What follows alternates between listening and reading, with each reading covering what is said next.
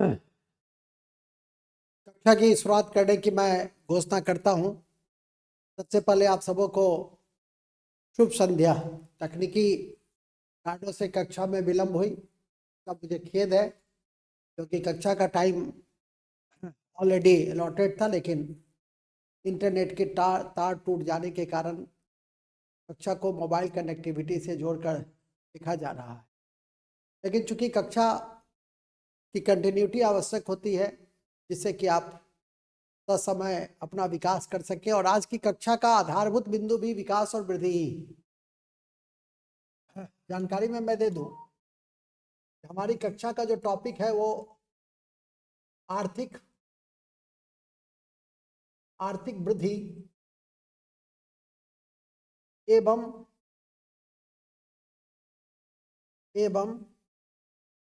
आर्थिक विकास और इस कड़ी में इस बात को भी ध्यान रखना है कि विकास की कई अवधारणा होती है। विकास की माप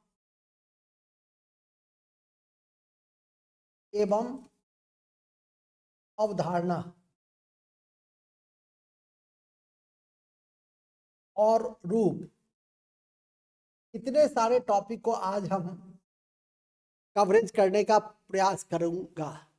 ध्यान रखिएगा कि हमारी आज की कक्षा इकोनॉमिक्स की कक्षा है, जो कल की कक्षा की कंटिन्यूटी है। और कल मैंने सबसे पहले अर्थव्यवस्था की रणनीति पर आपके समक्ष परिचर्चा की कि अर्थशास्त्र क्या होता है और अर्थव्यवस्था क्या होती है। फिर मेरे द्वारा इस बात की जानकारी आपको दी गई कि अर्थशास्त्र में पढ़ना क्या क्या है। तकरीबन 12 अध्याय आपको देखना है। सबसे महत्वपूर्ण तो आधा क्वेश्चंस, 10 से 12 क्वेश्चंस बीपीएससी की परीक्षा में पूछे जाते हैं, और आधा क्वेश्चन 5 से 6 क्वेश्चन का संबंध तो बजट और सर्वे से है, जिसमें दोनों बजट इंपॉर्टेंट है। केंद्र सरकार की बजट भी इंपॉर्टेंट है और राज्य सरकार की बजट भी। केंद्र सरकार का सर्वे भी, आर्थिक सर्वे भी महत्वपूर्ण है, और राज्य सरकार की आर्थिक सर्वे। तो इस दृष्टि से हम लोग अर्थव्यवस्था की रणनीति को सबसे पहले पढ़े, और अर्थव्यवस्था की रणनीति के बाद जो पहला अध्याय आपने पढ़ा वो अर्थव्यवस्था का क्या है, अर्थव्यवस्था का स्वरूप क्या है, आर्थिक क्रियाएं, आर्थिक क्षेत्रक, इन सब बिंदुओं को आपके समक्ष रखने की प्रयास की। और फिर हमारे द्वारा इस बात की भी चर्चा की गई कि राष्ट्रीय आय की अवधारणा क्या है, जीडीपी, जीएनपी और एनएनपी और जीवीए, इन सब की अवधारणाओं को भी स्पष्ट किया गया, और राष्ट्रीय आय का विकास कैसे हुआ इसको भी मैंने आपके समक्ष रखा। स्वाभाविक है कि आप बेसिक्स को देखकर ही आगे बढ़ेंगे। यह ठीक है कि परीक्षा के दृष्टि से राष्ट्रीय आय बहुत महत्वपूर्ण नहीं था, जिसकी जानकारी भी आपको दी गई थी, लेकिन जानना सब कुछ जरूरी है। आर्थिक वृद्धि, आर्थिक विकास भी परीक्षा के दृष्टि से महत्वपूर्ण नहीं होता है, उसके आंकड़े महत्वपूर्ण होते हैं, लेकिन उसके कॉन्सेप्ट को समझना आवश्यक होता है।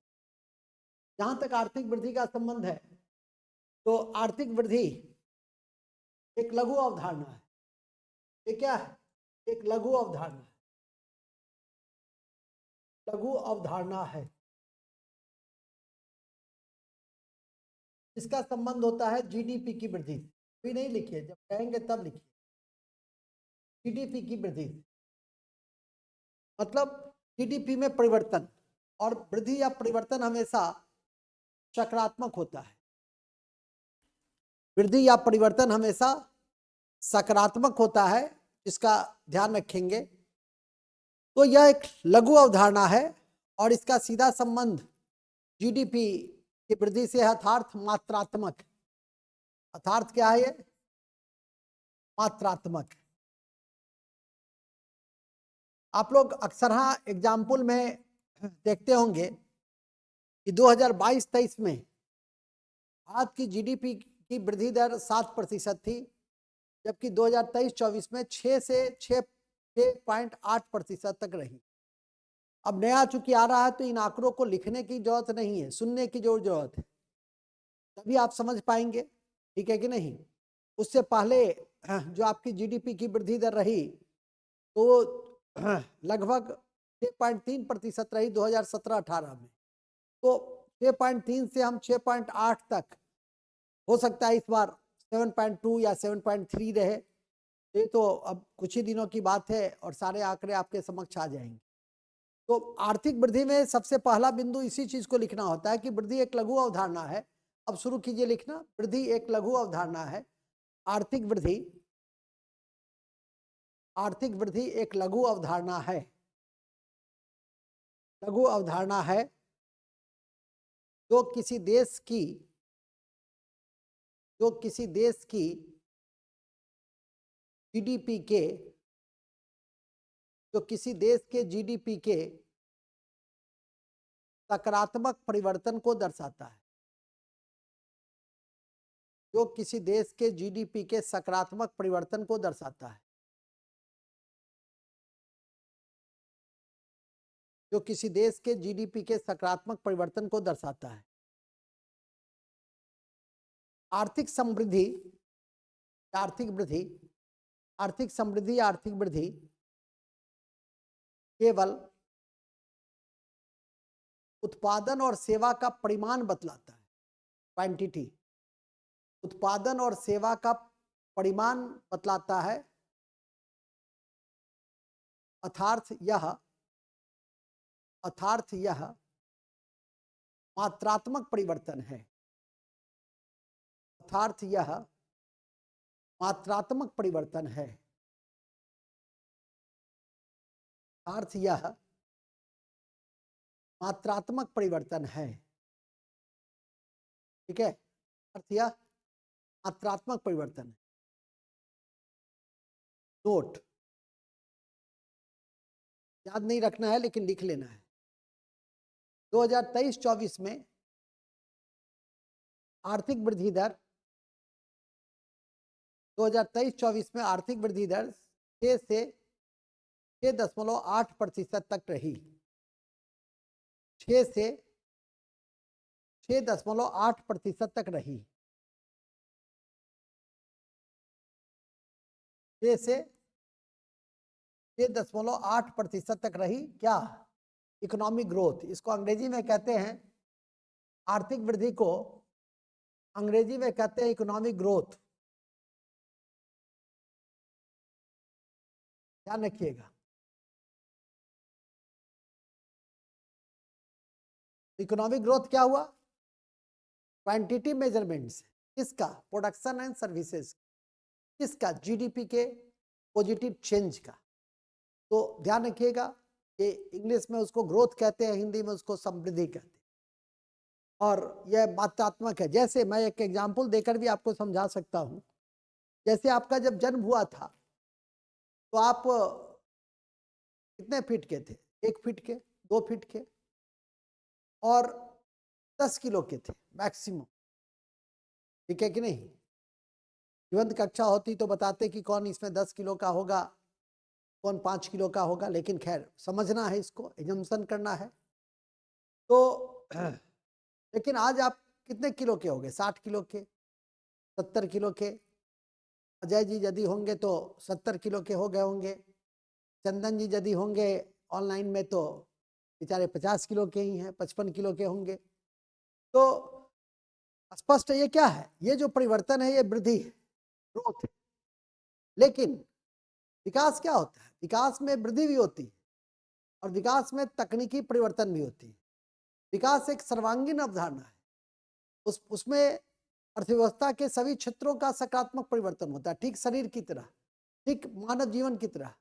इस शरीर में वृद्धि ही नहीं होती है, बल्कि मानसिक विकास होता है, आध्यात्मिक विकास होता है, सांस्कृतिक विकास होता है, वैज्ञानिक विकास होता है, तकनीकी विकास होता है, ढेर सारी डेवलपमेंट। वो सभी विकास, वो जो सभी चेंज है वही क्या है? वही विकास है। तो विकास एक संपूर्ण अवधारणा है, सर्वांगीण अवधारणा है, जो अर्थव्यवस्था के सभी क्षेत्रों को सकारात्मक रूप से प्रभावित करती है, ठीक आपके जीवन की तरह। और वृद्धि जैसे शरीर की मात्रा में परिवर्तन होते हैं, उसी तरह से अर्थव्यवस्था के जीडीपी में जो परिवर्तन होता है, जीडीपी में जो सकारात्मक चेंज आता है, उसे हम वृद्धि के नाम से जानते हैं, ग्रोथ के नाम से। तो यही आपका दोनों के बीच में बेसिक डिफरेंसेज है, जिसको याद करके। अब आइए, डेवलपमेंट क्या है, आर्थिक विकास क्या हो, लिखेंगे। आर्थिक विकास, आर्थिक विकास आर्थिक समृद्धि से व्यापक है। आर्थिक विकास आर्थिक समृद्धि से व्यापक है। आर्थिक विकास आर्थिक समृद्धि से व्यापक है, क्योंकि यह किसी देश की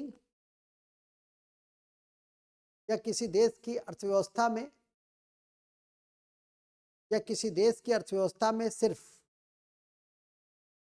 जीडीपी में ही परिवर्तन नहीं लाता है। जीडीपी में ही परिवर्तन नहीं लाता है। जीडीपी में ही परिवर्तन नहीं लाता है, बल्कि तकनीकी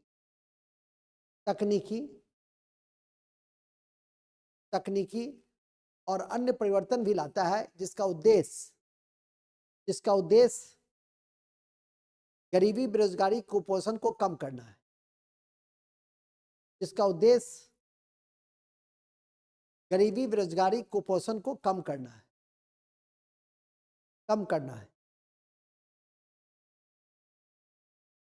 किसी देश की आर्थिक विकास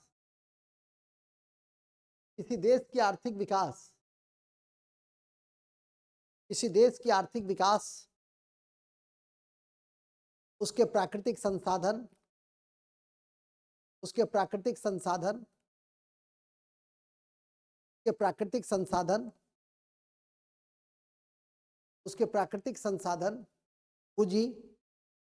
पूंजी और बाजार के आकार पर निर्भर करती आकार पर निर्भर करती। ठीक है, ये जो है इकोनॉमिक डेवलपमेंट क्या है? एक बृहत अवधारणा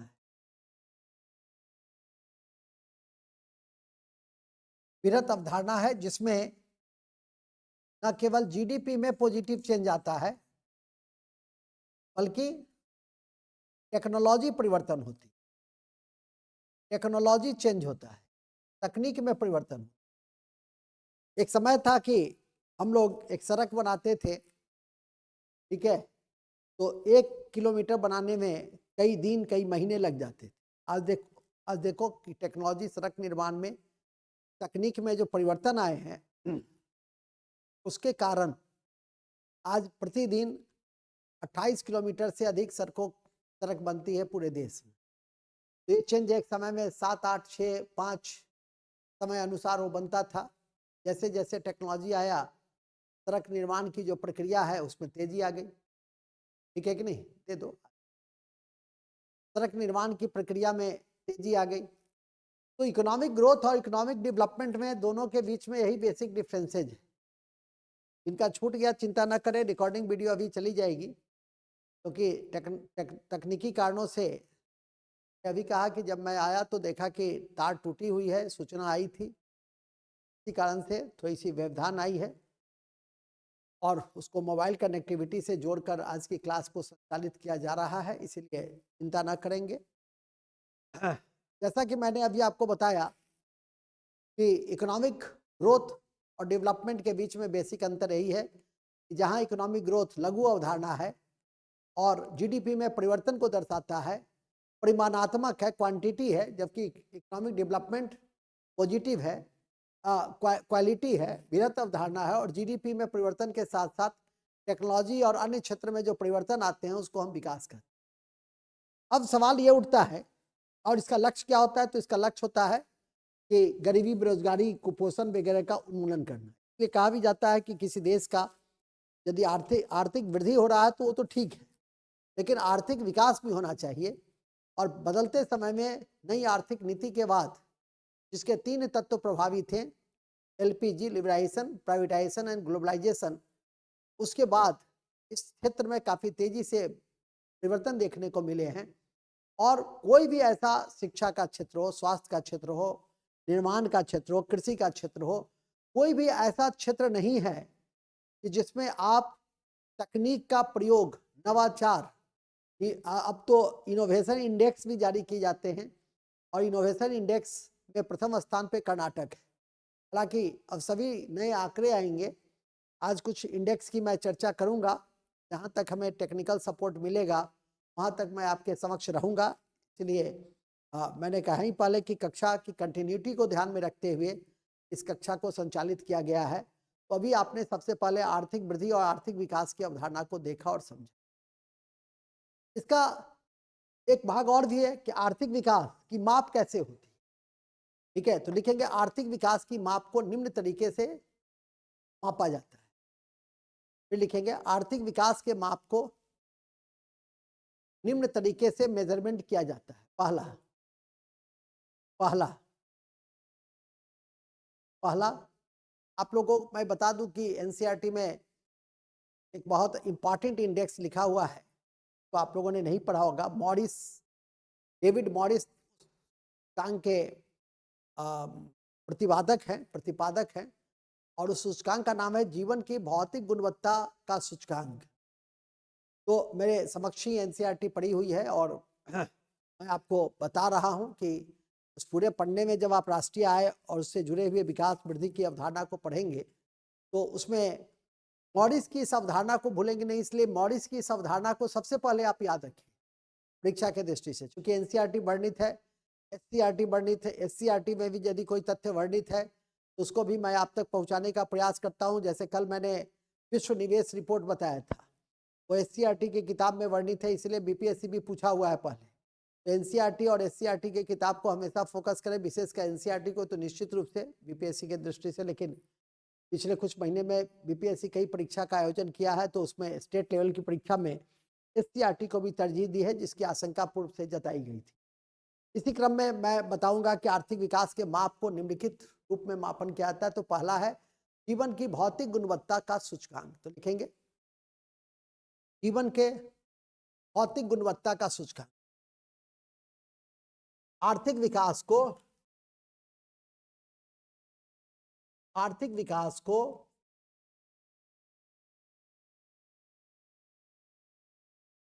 आर्थिक विकास को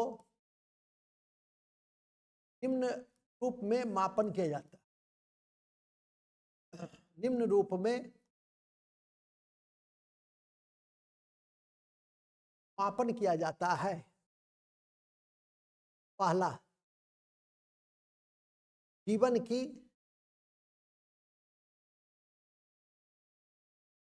भौतिक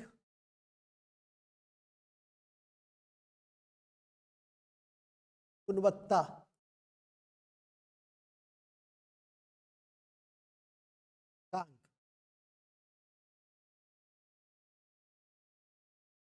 जीवन की भौतिक गुणवत्ता सूचकांक। इसमें दो बातें आपको जाननी है। सबसे पहले जाननी है कि यह अवधारणा किसने दिया। तो यह अवधारणा दिया डेविड मॉरिस ने। पहला तो यही जानना है, डेविड मॉरिस प्रतिपादक है।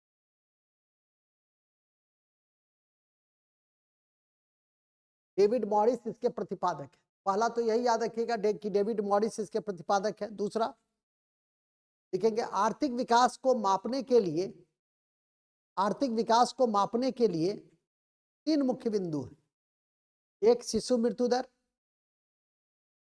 शिशु मृत्यु दर,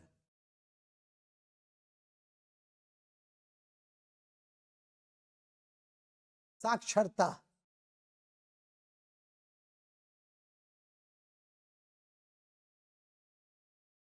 और तीसरा है जीवन प्रत्याशा। जीवन प्रत्याशा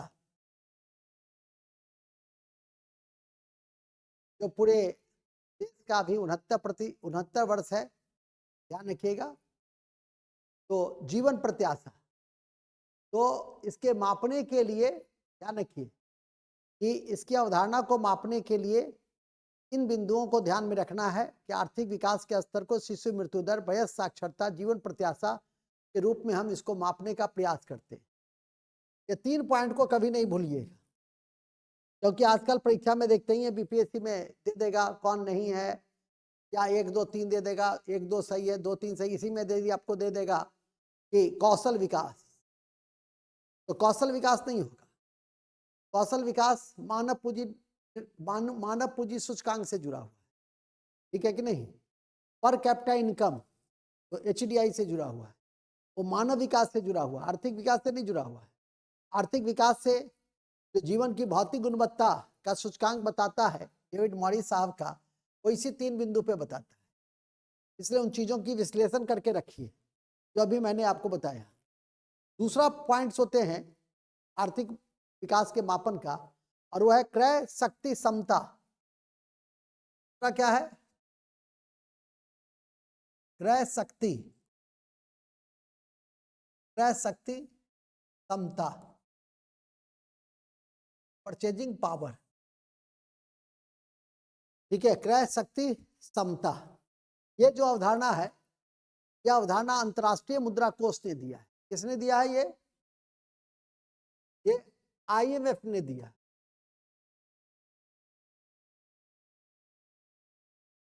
यह अवधारणा किसने दिया है? यह अवधारणा IMF ने दिया है, ठीक है कि नहीं। तो इसे ध्यान करके रखिएगा कि IMF ने इस अवधारणा को दिया 1993 में, और आजकल इससे हम परचेजिंग पावर से किसी देश के रहन सहन के स्तर का पता लगाते हैं। किसी देश की जो रहन सहन का स्तर है, उसका पता हम किससे लगाते हैं? क्रय शक्ति क्षमता से लगाते हैं। कि वहाँ के लोगों को कोई वस्तु की क्रय करने की क्षमता कितनी है, ये डिपेंड करता है उसके क्रय शक्ति क्षमता पर, जो ध्यान रखिएगा। इन बिंदुओं को कभी भूलिएगा नहीं। आपकी समीक्षा में, आर्थिक समीक्षा में आएगा कि 2023-24 के अनुसार आपकी, पहले मैं बता दूं कि आज PPP के अनुसार भारत तीसरी सबसे बड़ी अर्थव्यवस्था वाला देश है। इसके अनुसार 2022-23 का जो आंकड़े हैं आर्थिक समीक्षा का, के आंकड़ों के अनुसार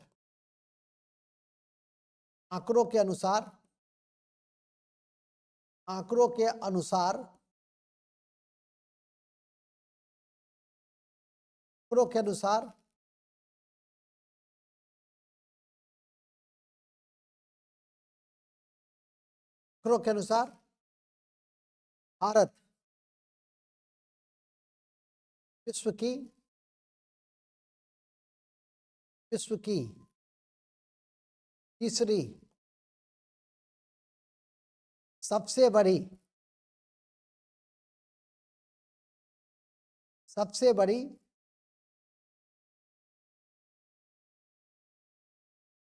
अर्थव्यवस्था वाले देश, ठीक है। इसको ध्यान रखिएगा।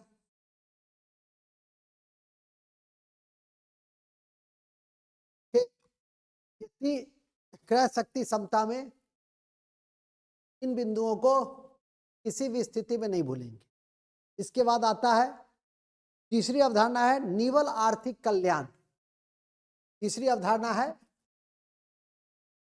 तीसरा मापन है निवल आर्थिक कल्याण। मापन है निवल आर्थिक कल्याण, ठीक है। ये निवल आर्थिक कल्याण की अवधारणा किसने दिया? भारत में सबसे पहले डैली एक इकोनॉमिस्ट थे, उन्होंने 1989 में इस अवधारणा को दिया था, और कालांतर में सैमुअल्सन, डैली और सैमुअल्सन, प्रतिपादक कौन है? डैली और उसके बाद सैमुअल्सन। जैसा जो परीक्षा में रहेगा उस तरह से इसको चुनेंगे। इन सब में बहुत ज्यादा इमोशनल नहीं हो जाएंगे कि सर पहले किस पे मारे, ठीक है कि नहीं, ध्यान रखिए। डेली और सैमुअल्सन ने 1990 के दशक में इस अवधारणा को दिया था, इसे न्यू इकोनॉमिक वेलफेयर भी कहते हैं, जिसे न्यू इकोनॉमिक वेलफेयर, इसका क्या कॉन्सेप्ट है? इसे हम न्यू इकोनॉमिक वेलफेयर के नाम से भी, इसका क्या कॉन्सेप्ट है? इसका उद्देश्य यह है कि किसी देश में लोगों का जीवन स्तर उठ रहा है कि नहीं। देखते हो आज हर घर में पंखा है, हर घर में टीवी है, हर घर में वॉशिंग मशीन है, हर घर में मतलब हर तरह की टाइल्स है। नहीं, पहले टाइल्स वगैरह राजा महाराजाओं के यहाँ लगता था। कि हम लोग को तो, लोगों ने तो उस युग को भी देखा है कि जब लोग रिटायर करते थे और 52,000 रुपया मिलता था। एक मास्टर साहब को 52,000 रुपया मिला 1985 में। तो उनसे पूछा, मेरी माता जी ने पूछा कि करबई पाई के, तो उन्होंने कहा कि रहे के लिए घर नहीं छे, 2टा रूम बनाया, 2 ठो कोठरी बनाया उन्होंने, वही उनका घर था। ठीक है कि नहीं? और खरंजा मैंने पूरी तरह से प्लास्टर भी नहीं था। और अब देखो कि कोई भी घर बनता है तो हर चीज, हर सुविधाएं, यदि गेट ही बनता है तो गेट के लिए भी जो है जितने भी अत्याधुनिक जो सामग्री उपलब्ध होते हैं लोग उसको बनाते हैं। पैसे, आजकल पैसे भी सुलभ हैं। जोगिंदर सिंह सीबीआई के डायरेक्टर थे, इनसाइडर नामक एक किताब भी लिखी थी। 1965 में वो एसपी थे पंजाब में किसी, मैं इसी तरह से उसको आजकल ब्लॉग कहते हैं। पहले पेपर में संस्मरण लोग लिखते, खुशवंत सिंह लिखा करते थे, तो मैं पढ़ता था अपने विद्यार्थी जीवन में बड़े बड़े लोगों का संस्मरण। तो उन्होंने कहा कि हमें तो सरकारी गाड़ी मिली हुई थी, पत्नी ने कहा कि एक ठो गाड़ी होनी चाहिए, हम लोग इतने पीएस हैं, पीएस की पत्नी हूँ और घर में एक गाड़ी नहीं है, छोटी सी गाड़ी रहनी चाहिए। उन्होंने कहा कि तनख्वाह इतनी नहीं है कि मैं गाड़ी ले सकूं, तो लोन से लूंगा। तो बैंक वाले के पास गया तो बैंक वाले ने नहीं दिया, कहा कि आपकी जो तनख्वाह है और जो लोन है, तो जब लोन ले लेंगे तो फिर आपको खाने के लिए बचेंगे क्या। वो दौर था, ईएमआई भी जब ये लिया जाता था तो बहुत ज्यादा लिया जाता था। ठीक है कि नहीं? तो एक दौर वह भी था, एक दौर यह भी है। ठीक है कि नहीं? कि आज किसी के पास पैसे हो या ना हो, बैंक के पास नहीं, नन फाइनेंस कंपनी के पास भी जा करके और बड़ा अच्छा से वो 5 लाख का गाड़ी निकलवा लेता है, 10 लाख का गाड़ी निकल। तो ये है लोगों का, और फिर अपने आर्थिक आय की वृद्धि करता है। ठीक है कि नहीं? तो ये है क्या, न्यू इकोनॉमिक वेलफेयर में जीवन स्तर में सुधार। ये इसका कॉन्सेप्ट क्या है? जीवन स्तर में सुधार कर, हर लोगों के जीवन स्तर में सुधार आ रहा है। पहले जाड़ा में केदली होता था, फटी हुई रजाई होती थी, लोग कितने कितने साल तक चला। आज हर साल लोग मॉन्टे कार्लो का रजाई लेते, तो 2 साल हो गया, अब इसको हटाओ, अब नया रजाई लो। ठीक है कि नहीं? तो सब चीज चेंज हो गया। नहीं, लोग तो खुद देखे हुए थे कि स्वेटर पहनते थे और ठंडा लगता रहता, कहीं आग मिलता था तो घंटों रह जाते थे। और आज इतने सारे कपड़े अंत वस्त्र हैं कि आग की जरूरत ही महसूस नहीं होती। तो ये सब क्या है? ये सब कब हुआ? जब प्रति व्यक्ति आय में वृद्धि हुई। तो प्रति व्यक्ति आय में वृद्धि से लोगों के जीवन स्तर में क्या होते हैं? बदलाव आते हैं। ठीक है कि नहीं? तो यही है इसका कॉन्सेप्ट कि निवल आर्थिक कल्याण का जो संदर्भ है वो संदर्भ किससे है? जीवन स्तर से है, जीवन आधार से है। तो ये 3 कॉन्सेप्ट को आप ध्यान में रखने का कोशिश करें। एक और भी है, आधारभूत आवश्यकता प्रत्यागम, जो विश्व बैंक ने दिया था। आधारभूत, एक और भी है आधारभूत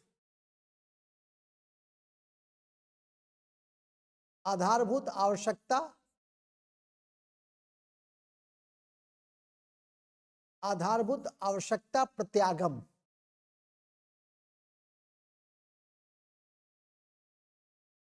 क्या अवधारणा विश्व बैंक ने दिया, नहीं देंगे। विश्व बैंक ने इस अवधारणा को दिया है। विश्व बैंक ने इस अवधारणा को दिया है। ठीक है, विश्व बैंक ने इस अवधारणा को दिया है। ओके, अब आइए आर्थिक विकास के सारे संदर्भ कंप्लीट हो गए। अब मेरा टॉपिक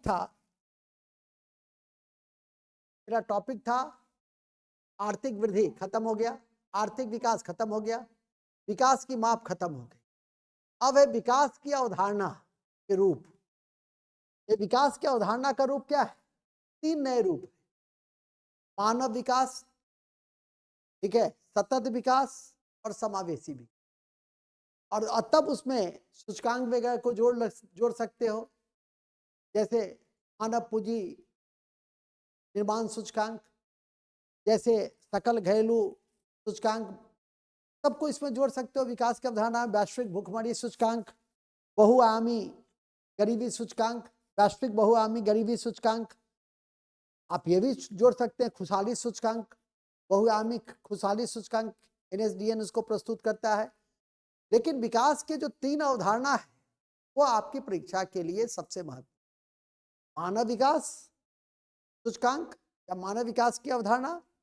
और ये क्वेश्चन भी आपको मैं अभी दूंगा मेंस पॉइंट ऑफ व्यू से। मुझे बड़ी खुशी हुई कि कल मैंने 5 क्वेश्चन दिया था और 5 क्वेश्चन प्रतियोगिता दर्पण में जो इस महीने में निकले हैं, वो 5 क्वेश्चन में टॉपिक वाइज लिखा हुआ है और काफी सामयिक क्वेश्चन है। तो मैंने उसको फिर आप तक पहुंचाई। सभी आदमी को जो ही नहीं है कि एक पेपर या एक मैगजीन पढ़ ले तो समय समय पे जो पेपर की कटिंग होती है वो भी आप तक मुझे ठीक लगता है कि नहीं ये बच्चों को जानना चाहिए तो भेज। और आशा करता हूं कि आप पढ़िए। आज मैं आग्रह करना चाहूँगा, आज मेरे पास 25-30 कॉपी आप लोगों ने भेजा है। कृपया कर कॉपी मत भेजिए। जब मैं फ्राइडे सैटरडे संडे रहूँगा वहाँ भी रहूँगा पर तो आप हमें उस समय दिखाइए, क्योंकि आपके साथ मेरी काफ़ी लंबी कक्षा होती है, बीच में ब्रेकअप भी होते हैं, बीच में वो भी रहता है, इंटरवल भी रहता है। ब्रेकअप तो दूसरा शब्द है कि नहीं? और बेहतर है कि आप लोग ज़्यादा अच्छी तरह से जानते होंगे, मुझे ऐसा लगता है। लेकिन जो मूल रूप से आपको जानना चाहिए, अभी फिलहाल जो मैंने कहा कि आपने क्वेश्चन लिखा, भेजा, अच्छा लगा, बहुत अच्छा लगा। कई को कमेंट भी मैंने दिया कि अच्छा है, गुड है, शानदार है, बढ़िया है, ठीक है कि नहीं? और कई लोगों को लिखा कि कीप इट अप, ठीक है। जो मुझे लगता है कि जिसने पढ़ा मैगजीन को, किसी पेपर के आर्टिकल्स को, तो अच्छा लिखा। प्रेजेंटेशन तो हमेशा अपना होता है। देखे होंगे कल टेस्ट लिए थे चंदन जी ने, कितना अच्छा लिखा। और चंदन जी ने प्रेजेंटेशन बहुत अच्छा किया, ठीक है कि नहीं? थोड़ा सा उसमें और भी गहराई की जरूरत है, थोड़ा सा सुसंगठित जो लेखन शैली होनी चाहिए उसकी थोड़ी जरूरत है। उसके बाद वो कॉपी 1 to 10 लाइक हो जाए, ठीक है कि नहीं? और आप तो जानते हैं कि जब मैं किसी के विषय में कह देता हूँ तो उसकी चयन सुनिश्चित होती है यदि वो 3 घंटे में 8 क्वेश्चन लिख ले तो। और अब तो बीपीएससी और भी आसान है, क्योंकि जीएस बेस्ड है पूरा, इससे भी जीएस बेस्ड है। थोड़ा सा बस पेपर पढ़ते रहिए, सोचते रहिए, चिंतन करते रहिए। भाषा, कई लोग हमसे पूछते हैं कि सर भाषा में क्या? तो कुछ नहीं, हिंदी अच्छी तरह जानते हो तो हिंदी लिखो, अंग्रेजी अच्छी तरह जानते हो तो अंग्रेजी लिखो, ठीक है कि नहीं? कई लड़के हैं आप ही के इस लक्ष्य में जो हिंदी को अंग्रेजी में ट्रांसलेशन करके कंप्लीट किया, और कई लड़के ऐसे भी हैं कि अंग्रेजी को हिंदी में ट्रांसलेशन कंप्लीट किया। तो ये सब कोई मायने नहीं है। स्वाभाविक है कि बदल रहा है समय, इंजीनियर ज़्यादा आ रहे हैं कि शिक्षा दीक्षा इंग्लिश मीडियम में हुई है तो इंग्लिश की तादाद बढ़ी। लेकिन भाषा को लेकर किसी प्रकार की कुंठा मत रखिए, ठीक है कि नहीं? भाषा एक माध्यम है कि जिसके द्वारा आप जो अपने आप को अभिव्यक्त करते हैं, यदि बेहतर तरीके से आप अभिव्यक्त करते हैं, थोड़ा सा नवाचार के साथ, थोड़ा प्रेजेंटेशन के साथ, प्रेजेंटेशन हमेशा अच्छा रखें। मेंस में विश्लेषण, प्रेजेंटेशन, 2 तथ्य कम भी रहे तो आपका काम चलेगा, लेकिन प्रेजेंटेशन पर आप हमेशा फोकस कीजिए। और लगातार आपको मैं बताता भी रहता हूँ, कॉपी भी भेजता हूँ, टॉपर्स की कॉपी, क्योंकि मेरे संरक्षण में है। इस बार तो मैं ज़्यादा इंटरव्यू की तैयारी नहीं कराया, तो भी 8-10 लड़के पास कर गए। लेकिन यदि मैं समय देता तो मुझे लगता है अभी बहुत सारे लड़के मुझसे कह भी रहे थे कि सर समय नहीं मिल पाया। तो स्वाभाविक है कि वो तो समय काल परिस्थिति के अनुसार नीतियाँ बनती है, रणनीतियाँ बनती है और आगे बढ़ा जाता है। जैसा कि मैंने अभी आपको बताया कि इकोनॉमिक डेवलपमेंट और इकोनॉमिक ग्रोथ को अभी आपने देखा और फिर विकास की माप को देखा, और विकास की माप के बाद विकास के रूप को आप देखें, लिखेंगे विकास के रूप। अब लिखे विकास के रूप। सबसे पहला रूप है विकास का, हमारा टॉपिक यही है आज, विकास का रूप का है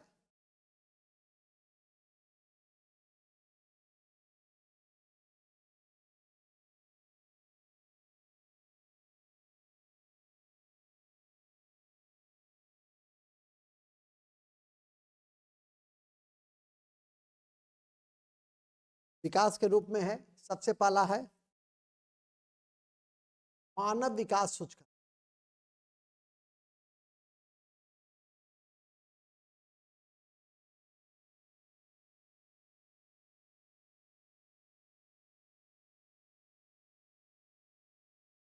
मानव विकास सूचकांक, ठीक है। ये जो मानव विकास सूचकांक है, ये मानव विकास सूचकांक कौन जारी करता है, तो ध्यान रखना है। किसके द्वारा शुरू किया गया, ये ध्यान रखना है। और इसमें 3 संकेतक कौन कौन से हैं, इसको ध्यान रखना है। और 2023 में मानव विकास सूचकांक में पहला देश कौन रहेगा, अभी कहना कठिन है। भारत का स्थान कौन सा है, सबसे नीचे कौन सा है, सक्सेस में क्या स्थान है। मतलब जब पढ़िए अब तो संपूर्णता से पढ़िए। और एक क्वेश्चन और भी पढ़िएगा मेंस पॉइंट ऑफ व्यू से कि मानव विकास सूचकांक की अवधारणा क्या है। एक क्वेश्चन लिख लीजिए मेंस के लिए, पहले मेंस के लिए क्वेश्चन लिख लीजिए, मानव विकास सूचकांक की अवधारणा क्या है। बिहार बिहार मानव विकास सूचकांक में पीछे क्यों है। बिहार मानव विकास सूचकांक में पीछे कौन है, क्यों है। बिहार मानव विकास सूचकांक में पीछे क्यों है, क्वेश्चन है आपका। मानव, ध्यान रखिएगा ये मेंस पॉइंट ऑफ व्यू से है। मानव विकास सूचकांक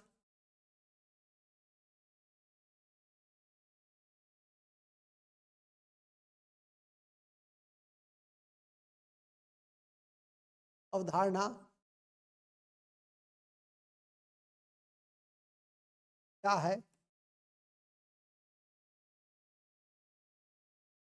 बिहार मानव विकास सूचकांक में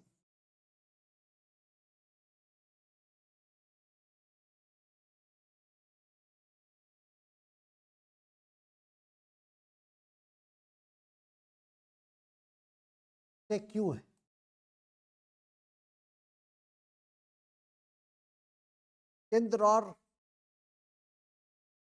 केंद्र एवं राज्य सरकार के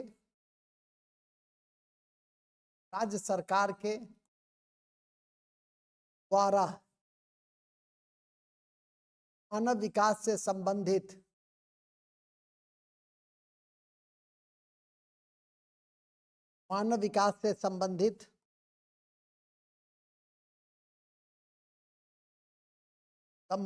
योजनाओं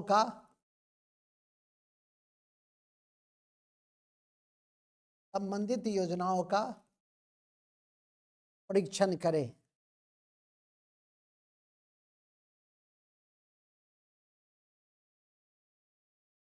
एवं सुझाव दें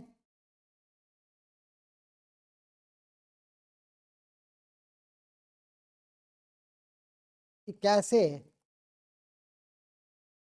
बिहार मानव विकास में सर्वोत्तम प्रदर्शन कर सकता है।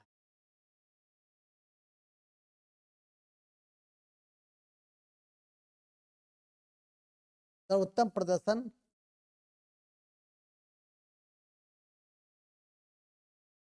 कर सकता है।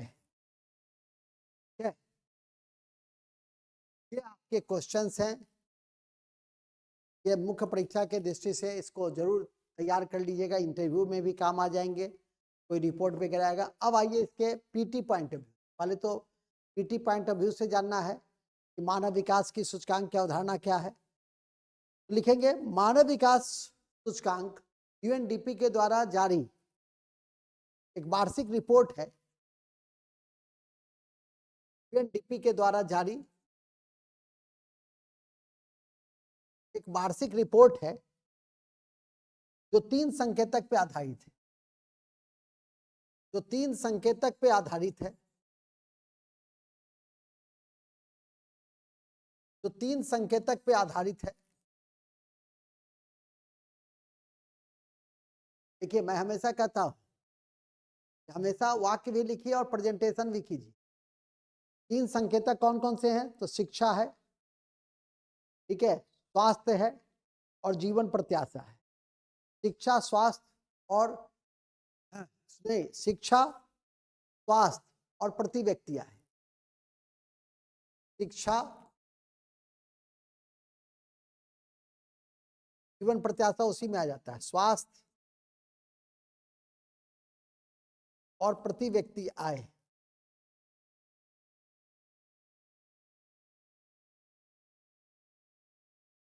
ये 3 संकेतक को भूलिएगा नहीं। और तब आता है, फिर देखिए उल्लेखनीय है कि यह रिपोर्ट या वार्षिक रिपोर्ट 1990 में पाकिस्तान के अर्थशास्त्री महबूब उल हक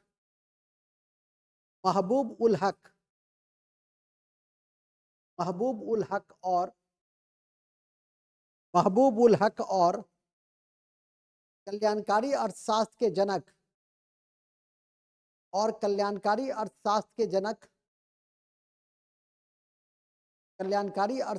जनक अमर्त्य सेन ने तैयार किया। अमर्त्य सेन ने तैयार किया था। इसे ध्यान रखिए। फिर नोट लिखिए। UNDP united nation development programme united nation development programme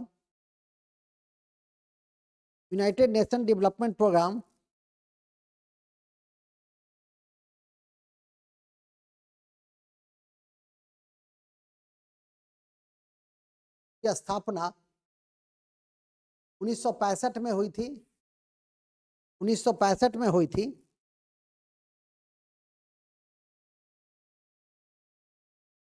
1965 में हुई थी और इसका मुख्यालय न्यूयॉर्क में है। एवं यह संयुक्त राष्ट्र संघ की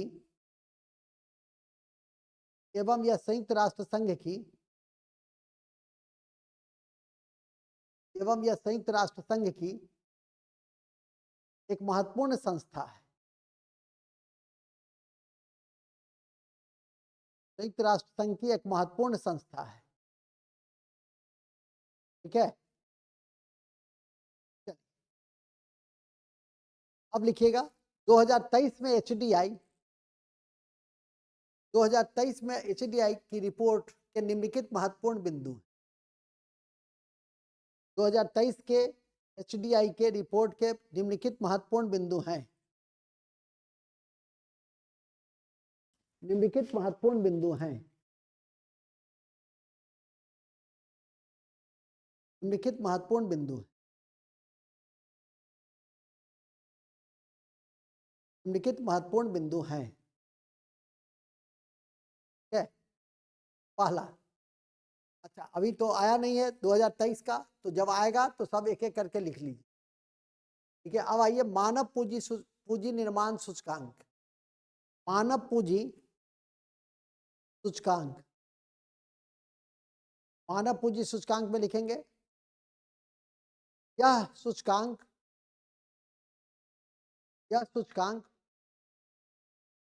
वर्ल्ड इकोनॉमी फोरम के द्वारा वर्ल्ड इकोनॉमिक फोरम के द्वारा जारी किया जाता है, जिसमें वर्ल्ड इकोनॉमिक फोरम के द्वारा जारी किया जाता है, जिसमें लोगों के ज्ञान कौशल, लोगों के ज्ञान कौशल, लोगों के ज्ञान कौशल, शिक्षा, शिक्षा और स्वास्थ्य,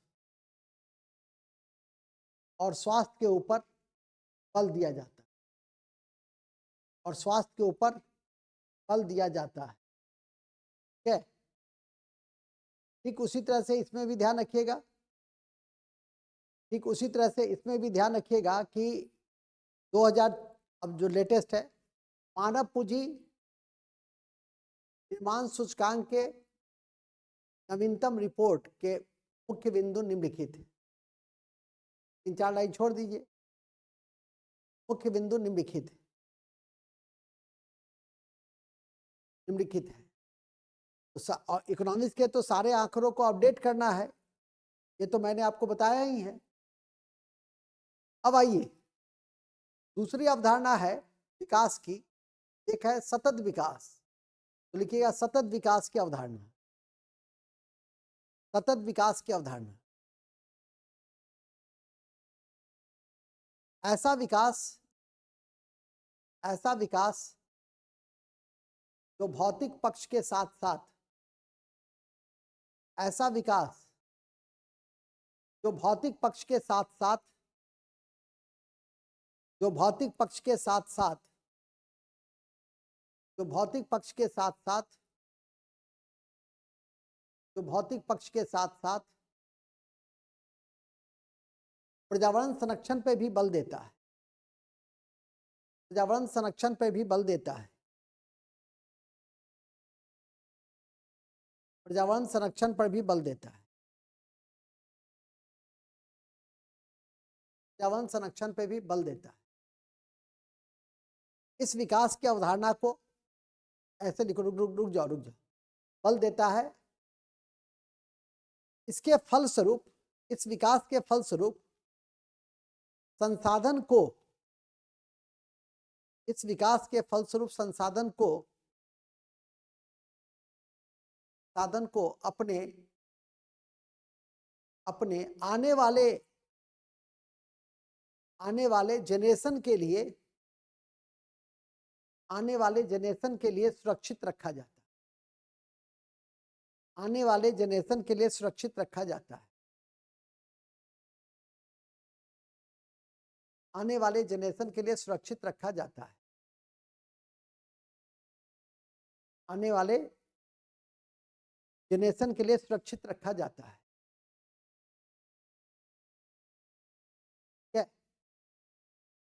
इसे ध्यान में करके रखिए सतत विकास की इस अवधारणा को। और सतत विकास सूचकांक भी आपको इंपॉर्टेंट है, तो लिखेंगे सतत विकास सूचकांक। और एक लाइन रुकिए, एक लाइन लिख दीजिए नोट में पहले। सतत विकास की अवधारणा, सतत विकास की अवधारणा पर्टलैंड आयोग ने, सतत विकास की अवधारणा पर्टलैंड आयोग ने, पर्टलैंड आयोग ने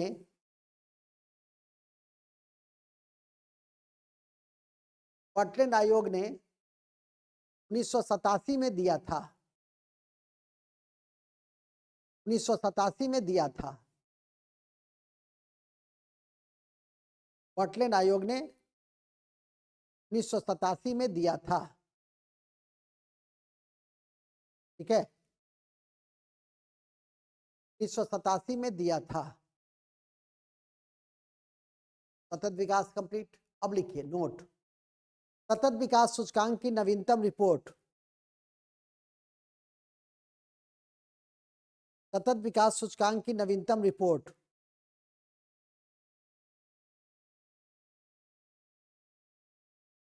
सतत विकास सूचकांक की नवीनतम रिपोर्ट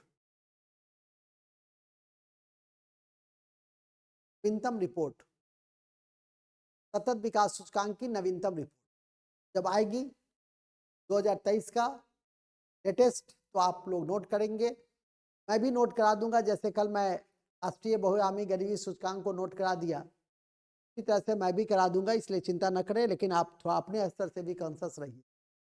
अब आता है समावेशी विकास। विकास का एक और रूप है समावेशी विकास। और याद रखिएगा कि सतत विकास के कई नाम हैं, धारणीय विकास, पोषणीय विकास, टिकाऊ विकास, सस्टेनेबल डेवलपमेंट। और एक बात और भी ध्यान रखिएगा कि सतत विकास से संबंधित सूचकांक में बताएंगे भी, कुल 17 तत्व हैं। यूनाइटेड नेशन ऑर्गेनाइजेशन ने इसे 2015 में इस अवधारणा को दिया था सतत विकास के, और 2030 तक इसे हमें प्राप्त करना है। लाइन यदि छूटा हुआ है तो लिख सकते हैं, इसको लिखेंगे। संयुक्त राष्ट्र संघ ने, उल्लेखनीय है कि संयुक्त राष्ट्र संघ ने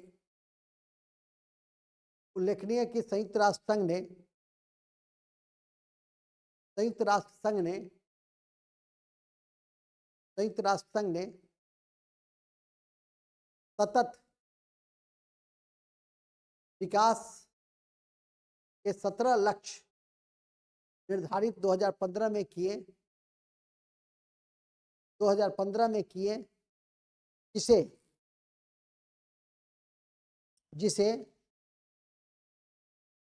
2030 तक प्राप्त करना है, इसे 2030 तक प्राप्त करने हैं, इसे 2030 तक प्राप्त करने हैं। ठीक है, अब आइए समावेशी विकास। लास्ट अवधारणा है समावेशी विकास। ऐसा विकास, अच्छा एक बात ध्यान रखिए, रुक जाइए। जब इस क्वेश्चन को लिखेंगे कि बिहार मानव विकास के दृष्टि से पीछे क्यों है, तो शिक्षा और स्वास्थ्य में निवेश कम है, और साथ ही जो प्रति व्यक्ति आय है वो भी कम है। ठीक है कि नहीं? हमने अपने संसाधनों का उचित दोहन नहीं किया, विवेकपूर्ण दोहन। और जो भी लिखना है केंद्र राज्य सरकार के जो भी योजनाओं को लिखना है, वो शिक्षा और स्वास्थ्य और प्रति व्यक्ति आय के क्षेत्र में जो सरकार के काम हैं उसको जोड़ करके ही दिखलाना है, और फिर उसका आलोचनात्मक टिप्पणी करनी है। पहले तो आज एक शिक्षा संवाद कार्यक्रम शुरू हुआ है शिक्षा के क्षेत्र, शिक्षा की गुणवत्ता में बढ़ोतरी के लिए मिशन दक्ष शुरू किया। ठीक है, 3 से 8 वर्ग के बच्चे उसमें सम्मिलित होते हैं। बच्चियों के लिए पोशाक योजना शुरू किया गया है, साइकिल योजना शुरू की गई है। अब तो खैर साइकिल योजना तो काफी विरत हो चुका है, तो कहने, और साथ में शिक्षा के विकास को ही ध्यान में रख के बालिकाओं के लिए मैट्रिक, इंटर और ग्रेजुएशन में फर्स्ट डिवीजन लाने पर, फिर सिविल सेवा प्रोत्साहन में, हर जगह से आगे बढ़ाने के लिए सरकार जो प्रोत्साहन राशि है वो मुहैया कराती है। तो इन सब बिंदुओं को भी आप देख सकते हैं। तो मानव विकास सूचकांक की अवधारणा के क्रम में ये नहीं कि सभी योजनाओं को लिख रहे हैं, जो इम्फैटिक पॉइंट्स हैं, शिक्षा, स्वास्थ्य और प्रति व्यक्ति आय, आप उसी पे फोकस करें। हमने हाईटेक सुपर स्पेशलिटी हॉस्पिटल्स वगैरह निर्माण किए हैं। हम निजी क्षेत्र को भी सब्सिडी देते हैं जमीन के क्षेत्र में स्वास्थ्य की सेवा की गुणवत्ता में सुधार के लिए। तभी ना वेदांता जैसे जो ऑर्गेनाइजेशन है वो बने पटना में, केंद्र के सरकार के द्वारा एम्स वगैरह स्टेट लेवल पे बन रहा है। तो ये सब क्या है? ये सब स्वास्थ्य के क्षेत्र में सुधार की ही दिशा में सरकार के प्रयास है। और कम होने के क्या कारण है? स्वाभाविक है कि बिहार एक गरीब राज्य रहा है, क्योंकि हमारे यहाँ प्राकृतिक आपदाएं, और प्राकृतिक आपदा के साथ साथ अशिक्षा, गरीबी, बेरोजगारी, ये सभी एक दूसरे से जुड़ी हुई चीजें। तो हम अपने संसाधनों का भी पूरा दोहन नहीं कर पाए। हमें जो सोशल इकोनॉमिक इंफ्रास्ट्रक्चर डेवलप करना था वो भी हम अभी तक सब जगह तक नहीं पहुंच पाए हैं। तो ये इन सब बिंदुओं को थोड़ा सा फोकस करेंगे तो मुझे लगता है कि आप फिर इस उत्तर को आप लिख सकते हैं। जैसा कि बहुत सारे बिंदु की मैंने चर्चा की ही है, और अब आपसे अपेक्षा है कि आप कितना बेहतर तरीके से लिखते हैं। और जब मैं ऑफलाइन में आपके समक्ष रहूँगा तो फिर आप दिखाएंगे, निश्चित रूप से मेरे पीछे पड़ के दिखाएंगे तो मुझे बड़ी खुशी होगी, जैसा कि मैं करता भी हूँ। और इसी क्रम में अब हम लोग लास्ट अवधारणा को देखेंगे, समावेशी विकास। तो लिखिएगा समावेशी विकास। ऐसा विकास, ऐसा विकास जो, ऐसा विकास जो स्त्री पुरुष, या ऐसे लिखिए, ऐसा विकास जो लिंग भेद, क्षेत्र भेद, जो लिंग भेद, क्षेत्र भेद, वर्ग भेद, वर्ग भेद और क्षेत्रक भेद को के अंतर को कम करता है। ऐसा विकास जो लिंग भेद, मतलब जैसे महिला पुरुष, क्षेत्र भेद, क्षेत्र भेद क्या हुआ कि इंडिया और भारत के बीच में कोई दूरी नहीं रहनी चाहिए विकास का। क्षेत्रक भेद क्या हुआ, कृषि और उद्योग के बीच के अंतर कम हो, ठीक है कि नहीं। वर्ग भेद क्या हुआ, अमीर गरीब ये वर्ग भेद है उसके बीच के अंतर कम हो, तभी ना समावेशी विकास होगा।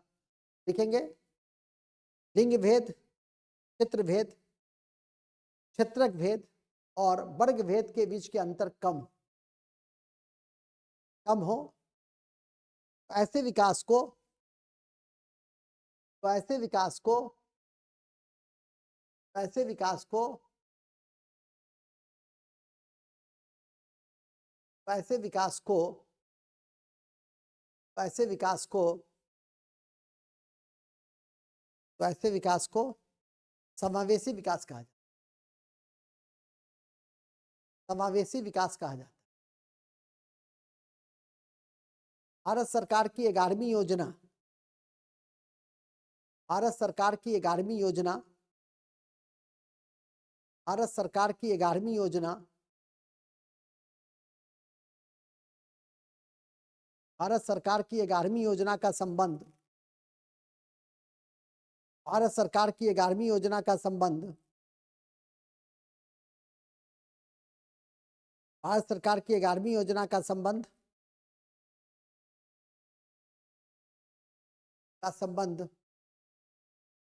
समावेशी विकास से ही रहा है। समावेशी विकास से ही रहा है।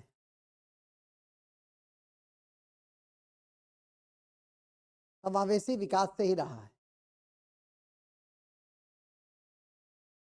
समावेशी विकास से ही रहा है।